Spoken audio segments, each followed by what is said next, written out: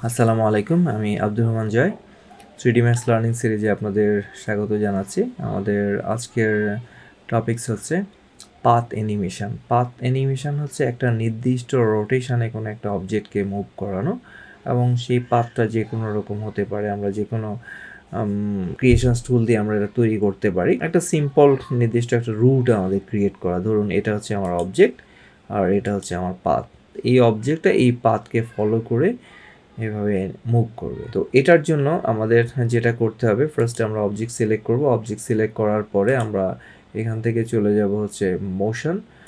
মোশনে গেলে আমাদের এই যে প্যারামিটার প্রপার্টির মধ্যে আমরা পাবো অ্যাসাইন কন্ট্রোলার। সেখান থেকে আমরা নিব ট্রান্সফর্মের পজিশন অপশনসটা, যে পজিশনটা আমাদের চেঞ্জ হবে, এবং এখানে একটা অ্যাসাইন কন্ট্রোলার্স আসবে, অ্যাসাইন কন্ট্রোলার টুলবার।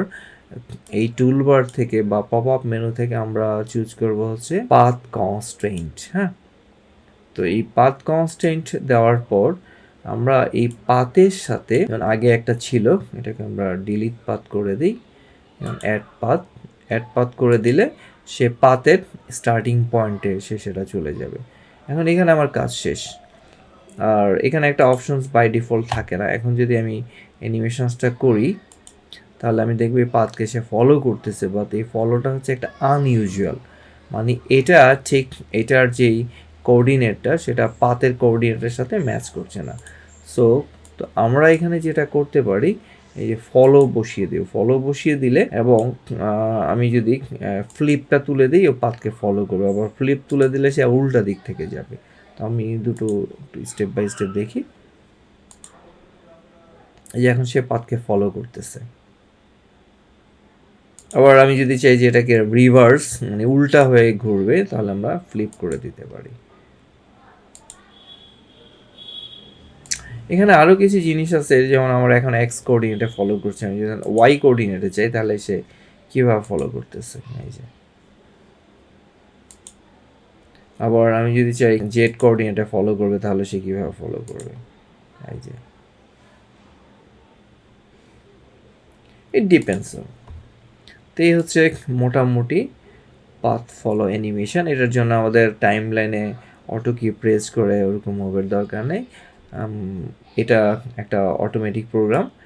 জাস্ট এভাবে আমরা একটা অ্যানিমেশনসকে রেকর্ড করাতে পারি। তো আমরা আরেকটা প্রোগ্রাম দেখব পাথ অ্যানিমেশনে, যেটা হচ্ছে ক্যামেরা দিয়ে আমরা একটা পাথকে ফলো করাবো। যেমন এটা হচ্ছে আমার একটা কিউব, এটার চারদিকে আমার এটা মুভ করবে, ক্যামেরাটা মুভ করবে, এবং ক্যামেরার ভিতর দিয়ে আমি এই অবজেক্টটাকে দেখব। তো আমি এখানে যেটা করি, ক্যামেরাটা এখানে ফলো করলাম। আমার এখানে আগে থেকেই এই কনস্ট্যান্টসগুলো দিয়ে দেওয়া আছে। আমি এটাকে ক্লিয়ার করে নিই, অবজেক্টটা সিলেক্ট করে।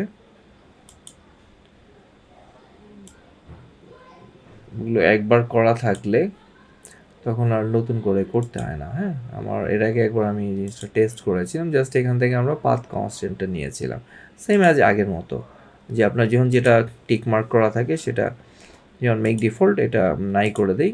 আমি এটাকে চাইলে ডিফল্ট কনস্ট্যান্ট হিসাবে আমরা ব্যবহার করতে পারি। ওকে, এখন এটা আমরা সেই আগের মতো, যেভাবে আগেরটা করেছি, এখানে আমরা অ্যাড পাথ করে দেব, যে আমার সার্কেলটা হচ্ছে এর অ্যাড পাথ। এখন আমি যখন এটাকে অ্যানিমেট করাই, তখন দেখা যাবে এটা ঠিক পাথের মধ্যে দিয়ে ঘুরতেছে। এখানেও ঠিক আগেরটার মতোই আমরা ফলো করে নেব। ফলোটা যদি না দিই, তখন ক্যামেরা আবার দেখুন সে বাইরের দিক থেকে মুভ করে। তখন আমি বাইরের দৃশ্য দেখব। বাইরের মানে একটা অবজেক্টের চারদিক থেকে যদি আমি বাইরেরটাকে রেকর্ড করতে চাই বা করতে চাই, শ্যুট করতে চাই, তখন আমরা এইভাবে করবো। বাট আমরা যদি পাতের ভিতরের অবজেক্টকে করতে চাই, সেক্ষেত্রে আমরা মাস্ট আমাদের ফলো দিয়ে দিতে হবে। ওকে, আর বাংটা হচ্ছে অ্যাব্রো থ্যাব্রো থাকলে সেটা একরকম আলাদা ভিউ আসবে, যে বাং দিলে কীরকম আসবে আর বাং ছাড়া কীরকম আসবে। এখন আমরা কিন্তু ক্যামেরার ভিউ দেখছি না, তো আমাকে এখানে ক্যামেরার ভিউটা নিয়ে আসতে হচ্ছে।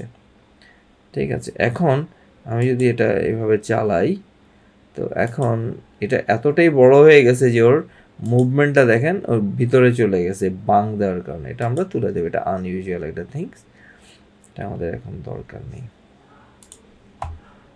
ঠিক আছে, এতে বাং তুলে দেওয়াতে আমার ক্যামেরাটার ডিস্টেন্স শর্ট হয়ে গেছে, যার ফলে আমি এখানে এই জিনিসটা দেখছি।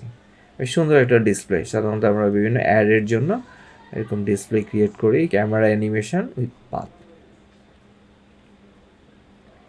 এটা আগের মতোই, জাস্ট আপনি একটা ক্যামেরাকে একটা পাতের মধ্যে দিলে ক্যামেরাটা একটা নির্দিষ্ট টার্গেটকে ফলো করে পাতের মাধ্যমে।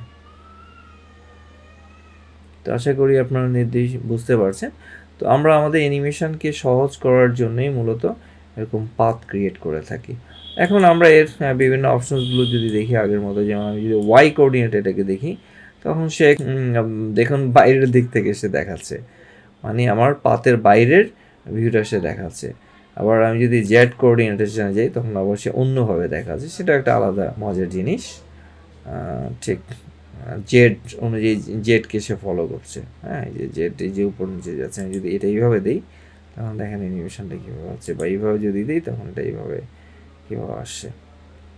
আবার এইভাবে দিলে প্রত্যেকটা ভিউ থেকে আমি ওর ক্যামেরাটা দেখতে পাবো। বাট ক্যামেরা ভিউ একমাত্র ক্যামেরাটা অ্যাক্টিভ করলেই তখনই আপনি ক্যামেরা ভিউটা দেখতে পারছেন।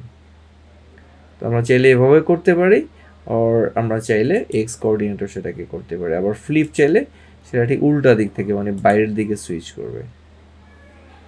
তো এই হচ্ছে আমাদের পাথ অ্যানিমেশন। আশা করি দুটো এক্সাম্পলস থেকে আপনারা কী করে পাথ অ্যানিমেশন করতে হয় সেটা শিখেছেন। তো সবাই ভালো থাকুন। আসসালামু আলাইকুম।